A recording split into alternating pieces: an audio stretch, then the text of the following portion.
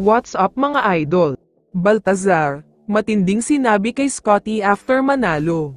Pero bago mo sana ipagpatuloy ang panonood mo, ay huwag mong kalimutan na mag-subscribe bilang suporta sa aking YouTube channel. Maraming salamat idol.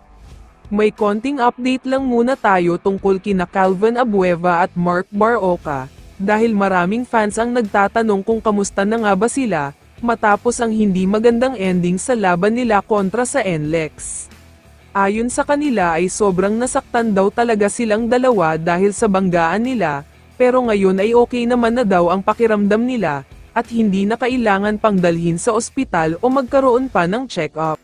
Samantala, pag-usapan na natin ang naging laban ng Barangay Ginebra at Converge Fiber Xers. Madaming mga fans ang naghintay sa laban na ito, dahil maliban sa out-of-town game ginanap, talagang malakas ang parehong team. Sa first quarter ng larong ito, mainit na simula agad ang ginawa ni Justin Brownlee, matapos siyang gumawa ng sunod-sunod na tres, kontrolado talaga nila ang laban dahil walang maisagot ang Converge sa laro niya.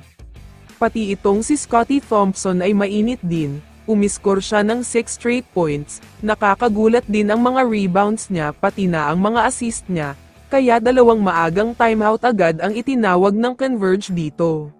Sa second quarter naman, mainit na simula ang nangyari para sa Converge, dahil 8-0 run agad ang ginawa nila, kaya naman sa isang iglap lang ay biglang tabla ang score, at si Coach Tim naman ang tumawag ng timeout.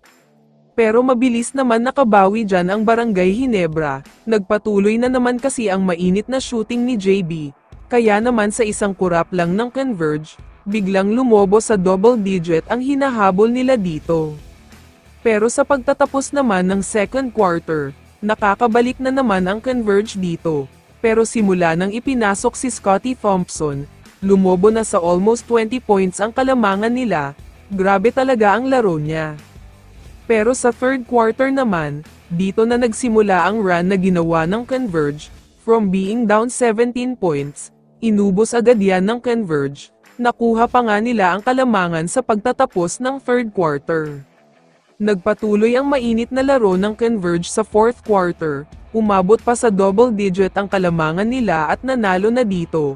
Pero after ng laban ay puro papuri si Justin Baltazar kay Scottie, one of the best player daw talaga.